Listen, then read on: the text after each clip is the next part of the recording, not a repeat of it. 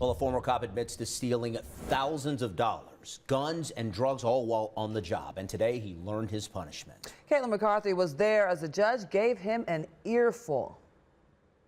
These victims were robbed by this East Cleveland police officer during traffic stops, and the first one happening in September 2020. And this former officer will now serve 2.5 years behind bars. He, in effect, is a traitor to the system. He's far worse than your normal burglar, robber, or criminal. A violation of oath and the law. Prosecutors say Alfonso Cole abused his power as an East Cleveland cop. He pleaded guilty to stealing drugs, guns, and thousands of dollars from people he'd pull over. Cole would take what he found, then give the driver a ticket for an unrelated traffic offense.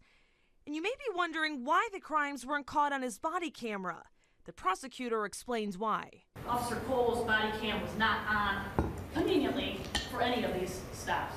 Cole will spend the next 2.5 years in prison and also pay tens of thousands of dollars in fines and restitution. I want to apologize to the victims. Cole is one of several East Cleveland officers who have committed crimes while on the job. Earlier this year, 11 officers were indicted for felonious assault and interfering with civil rights, among other charges. Cole's actions hurting the community he swore he'd protect and serve, and his fellow officers. Living up to their oath and